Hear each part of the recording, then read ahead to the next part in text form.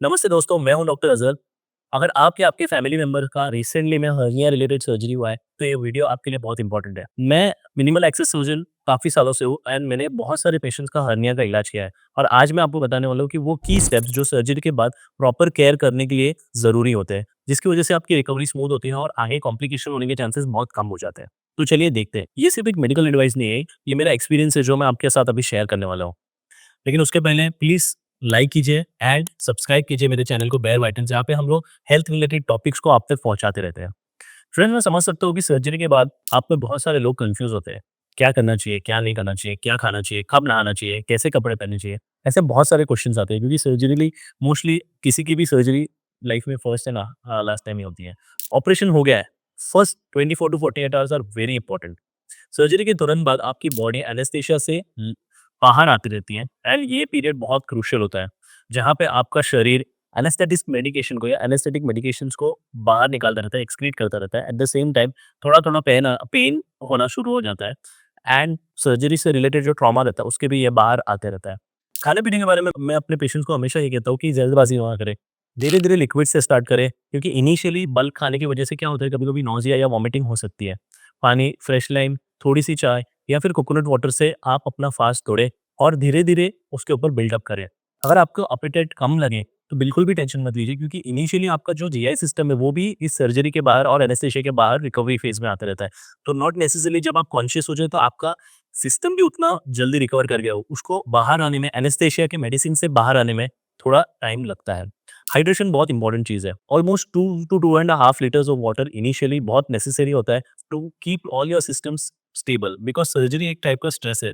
जभी भी स्ट्रेस होता है तो body will try to conserve water and when you be remain hydrated, तो इससे आपकी रिकवरी फास्टर होती है। पेन मैनेजमेंट, इनिशियली हम स्ट्रॉन्ग पेन किलर्स देते हैं जिसकी वजह से आपको इनिशियल लेवल ऑफ सर्जरी का जो पेन है या ट्रॉमा है वो ज़्यादा फ़ील ना हो। इसके अंदर हम लोग पैरासिटामोल या फिर एनएसएआईडीज़ दे सकते हैं, जिसकी वजह से आपका पेन कंट्रोल में रह सकता है। मॉडर्न सर्जरीज़ में लैप्रोस्कोपी की वजह से पेन काफ़ी कम रहता है। एट द सेम टाइम हम उसके अंदर ऐसे ब्लॉक्स देते हैं, एनेस्थेटिक्स देते हैं, जिसकी वजह से आपके nerves will remain pain free for 10 to 12 hours. तो चलिए देखते हैं daily activities and what all precautions you should take. तो डेली रूटीन में आपको सबसे इंपॉर्टेंट है कपड़ों का चुनाव। आप लूज़ कंफर्टेबल कपड़े पहने जिसकी वजह से ड्रेसिंग्स एक्सेसिबल हो और टाइट कपड़ों को अवॉइड कीजिए बिकॉज़ ये टाइट कपड़े आपकी ऑपरेटेड पार्ट्स के ऊपर प्रेशर डाल सकता है या फिर हीलिंग को भी स्लो कर सकता है। Sneezing and coughing very important part, जब भी आपके एब्डोमेन की सर्जरी होती है या फिर फॉर दैट मैटर किसी भी पार्ट की सर्जरी होती है, तो स्नीजिंग एंड कफिंग को बहुत कंफर्टेबली या बहुत आराम से करने की कोशिश कीजिए। स्पेशली जब आपका एब्डोमिनल सर्जरी हुई है तो आप एक पिलो से अपना एब्डोमेन पे रख सकते हो या फिर अपने हैंड से आप अपने एब्डोमेन को सपोर्ट कर सकते हो ताकि जब आप स्नीज करें या कफ करें तो आपकी स्टिचेस ज़्यादा जोर से ना दर्द हो या फिर कभी कभी स्टिचेस ना टूटे। वॉकिंग एंड अदर एक्टिविटीज, आप कंप्लीटली बेड रेस्ट करने की कोई ज़रूरत नहीं होती है। आप छोटे-छोटे वॉक्स कर सकते हैं इवन आफ्टर सर्जरी, जिसकी वज़ह से ब्लड सर्कुलेशन इंप्रूव होता है, आपके इंटेस्टाइन के सर्कुलेशन भी इंप्रूव होते हैं एंड बॉडी को ऐसे फील होता है कि बाबा मैं अभी तो पेशेंट नहीं हूँ and I have recovered in a very well manner.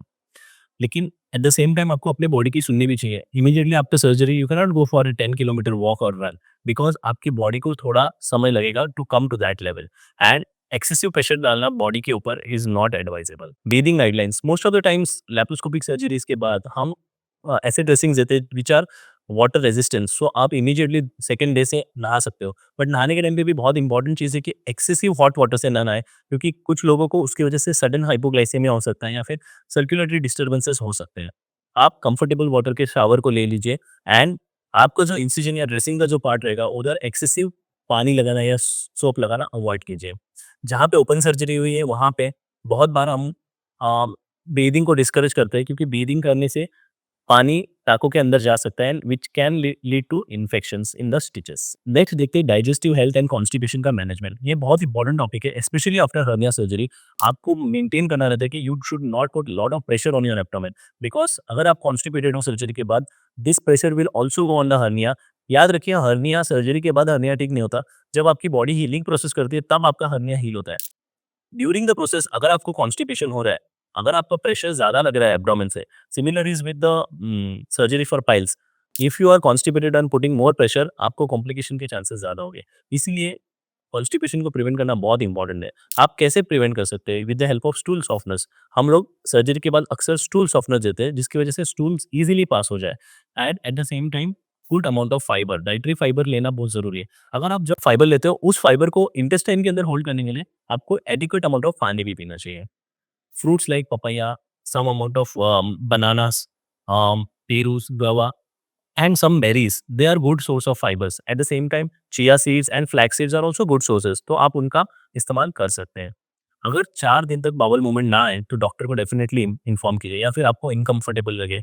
सो ये एक इमरजेंसी नहीं है, बट एक प्रॉपर गाइडेंस लेना बहुत ज़रूरी है। यू मे नीड एनीमा और any other intervention for the constipation. मैं अपने पेशेंट को हमेशा बताता हूँ कि इन बातों का शर्म करने से ज़्यादा इंपॉर्टेंट है कि ये मेडिकली इसको देखें एंड प्रॉपर एडवाइस लें medically. Very important question now is weight lifting and physical restrictions.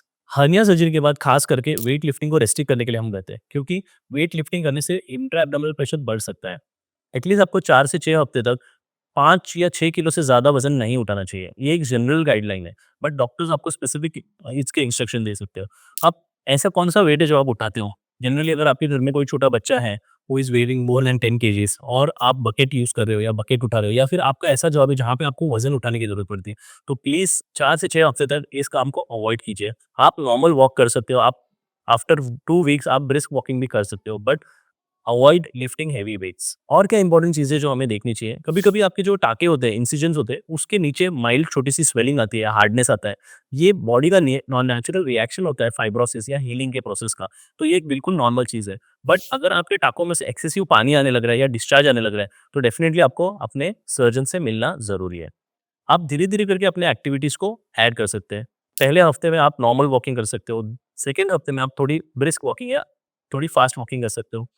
तीसरे या चौथे हफ्ते में आप स्लो साइक्लिंग या फिर साइक्लिंग कर सकते हो धीरे-धीरे, और 4 से 6 हफ्ते के बाद आप अपने सारे एक्टिविटीज़ को रिज़्यूम कर सकते हो।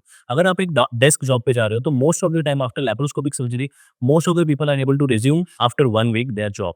But it should not involve बहुत ज़्यादा ट्रैवलिंग या बहुत ज़्यादा sitting in the on the chair. अगर आपका सर्जरी हुई है एंड सर्जरी के बाद आपको किन सिम्पटम्स पे बहुत ज़्यादा ध्यान देना चाहिए?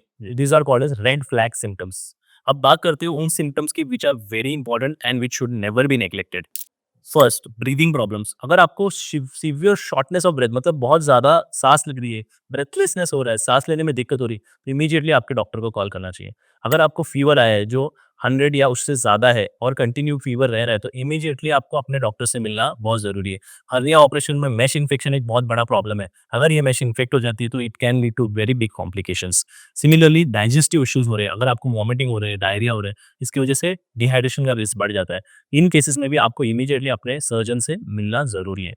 सिमिलरली जैसे मैंने पहले कहा कि अगर आपका इंसिजन पे रेडनेस हो गया है, बैड स्मेल आ रही है या फिर पस डिस्चार्ज हो रहा है, ये भी एक साइन हो सकता है इन्फेक्शन का। तो इमीडिएटली रुकना नहीं है और अपने डॉक्टर से मिलना बहुत ज़रूरी है। Similarly what are the other symptoms you can सी?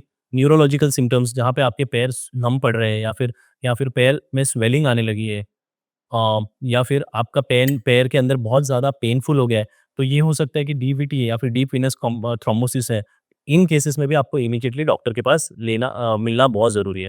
मेरी पर्सनल एडवाइस ये रहेगी कि अगर आपको कुछ भी अनयूजुअल फील हो, तो हेजिटेट ना करें। आप अपने सर्विस प्रोवाइडर से या फिर मेडिकल टीम से कॉन्टैक्ट कीजिए और अपने जो प्रॉब्लम्स हो गए, उनको डेफिनिटली सॉल्व करने की कोशिश कीजिए। Now we are going to see what are the points for long term recovery. Longer term recovery के लिए आप कैसा लाइफ़स्टाइल मेंटेन करना ज़रूरी है। रिकवरी एक जर्नी है, ये डेस्टिनेशन नहीं है। आपकी रिकवरी होती रहती है as and when it comes. Realistic expectation है कंप्लीट हीलिंग 4 से 6 हफ्ते तक हो जाती है, but individual to individual vary करता है। हर एक की बॉडी डिफरेंट होती है। तो हो सकता है कोई विदिन 2 वीक्स काफ़ी हद तक नॉर्मल हो जाए एंड किसी-किसी को 2 महीने भी लग जाते हैं नॉर्मलनेसी में आने के लिए। बट आप जनरल लाइफ़स्टाइल मॉडिफिकेशन क्या कर सकते हैं जिसकी वजह से आपकी रिकवरी स्मूथ रहेगी और फर्दर कॉम्प्लिकेशंस भी ना होंगे। रेगुलर एंड जेंटल एक्सरसाइजेस करना ज़रूरी है, एक रूटीन बनाना ज़रूरी है, हेल्दी वेट को मेंटेन करना ज़रूरी है, अपने बीएमआई को कंट्रोल करना with the diet and proper exercise is very important. Smoking को अवॉइड करना बहुत इंपॉर्टेंट है। After surgery, after specially hernia surgery, if you continue to smoke, अगर स्मोकिंग कंटिन्यू करते हैं, तो आपका ये 40% तक का हीलिंग रेट को स्लो कर देती है, जिसकी वजह से फर्दर कॉम्प्लिकेशन होने के चांसेस ज़्यादा बढ़ जाते हैं। आपके फॉलो-अप अपॉइंटमेंट्स को बिल्कुल भी मिस ना करें। आपकी सर्जरी हुई है और आपको फॉलो-अप करने के लिए बोला गया है। रेगुलरली आप अपने दिए गए टाइम पे फॉलो करना बहुत ज़्यादा ज़रूरी है। इसमें हम देखते हैं कि आपके स्टिचेस कैसे हैं, आपको अम, सर्जिकल साइट कैसी है, आपका ऑपरेशन कैसा हुआ या हर्निया कैसा है। This all are very important points. Friends, मैंने आज जो भी आप बातें आपके साथ शेयर की हैं, ये मेरे बहुत सारे इयर्स के एक्सपीरियंस एंड जेन्युइन केयर का रिजल्ट है। याद रखिए रिकवरी एक टीम एफर्ट है। आप, आपकी फैमिली और हम हेल्थ केयर प्रोवाइडर्स मिलके आपको प्रॉपर गाइडेंस देते हैं, जिसकी वजह से आपकी रिकवरी काफ़ी स्मूथ हो जाती है। मेरा पर्सनल मैसेज आपके लिए यही है, आपकी हेल्थ मेरे लिए एक प्रायोरिटी है। कभी भी डाउट या कंसर्न हो तो हेजिटेट ना करें, आप अपने डॉक्टर को बिल्कुल कॉन्टैक्ट करें। अगर ये वीडियो आपको हेल्पफुल लगे तो लाइक कीजिए और उन लोगों के साथ भी शेयर कीजिए जिन्हें इसकी ज़रूरत है। बेयर वाइटल्स पे हम ऐसे ही टॉपिक्स लेके आते रहेंगे। Thank you so much.